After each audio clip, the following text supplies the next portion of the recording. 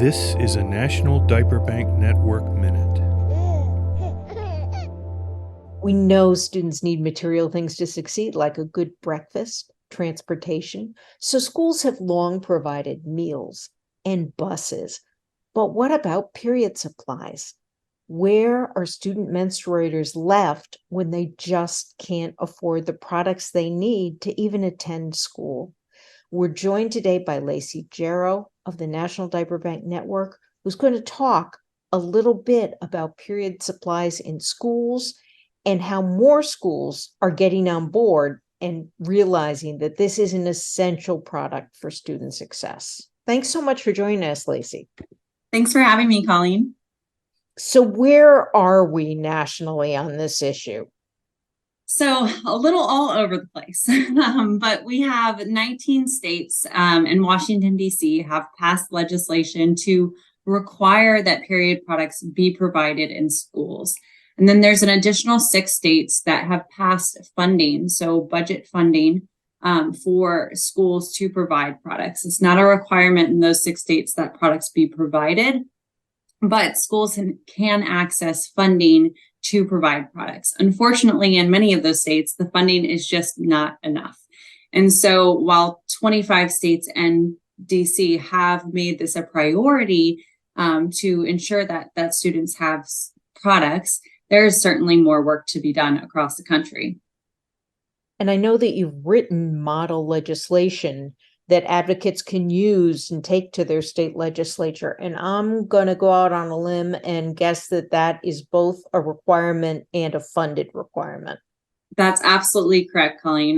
The Alliance for Period Supplies heavily push for legislation that both requires and funds that mandate to provide products in schools, because we know that without the funding for a mandate, it's almost impossible for schools who are already severely underfunded to implement that legislation. And we know that the communities that have less money are going to be the ones that suffer if that legislation does not pass with funding.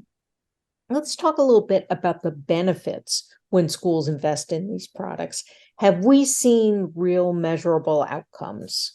Yeah, absolutely. So in New York City, when they implemented the legislation, they did track attendance, and there was an increase in attendance by 2.6% with the new mandate of products in schools.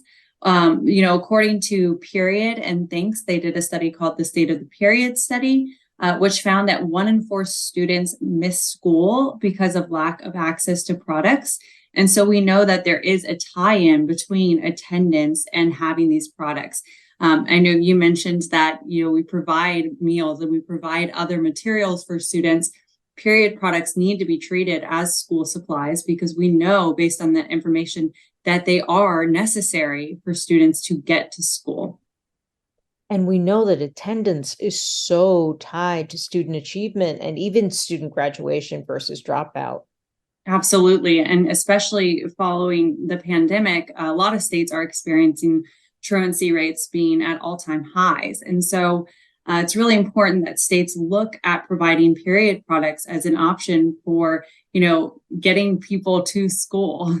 Have you seen a lot of students themselves leading advocacy in this area?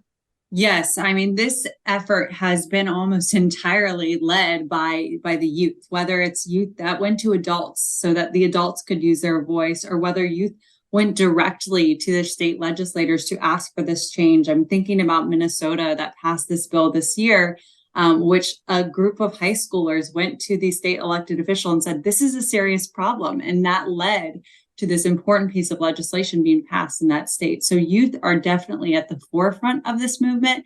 And it's important that it stays that way because they're the ones that are seeing every day how this can impact their fellow students.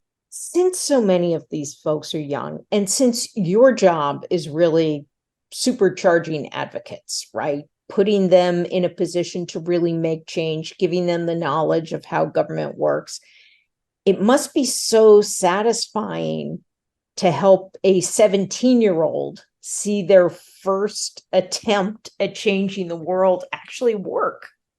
Yeah, I think it's very inspiring. And I think it also inspires young people to vote, to use their voice. I think, when you get involved at such a young age in policy change, the world is your oyster. You can do anything because policy is how we make change. And it's great that they're being exposed to this at such a young age and seeing the success, because oftentimes we see a lot of things that go bad in legislation, or we see things not go through that we feel are so important. But in this space, particularly with period products in schools legislation, I think a lot of youth have seen the success.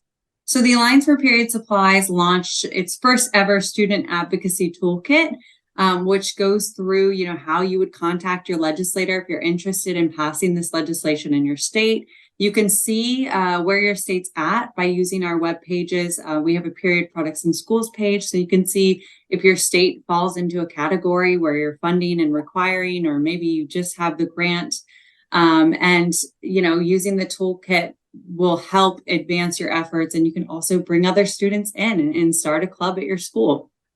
To hear more about people who are changing the world for the better, visit allianceforperiodsupplies.org.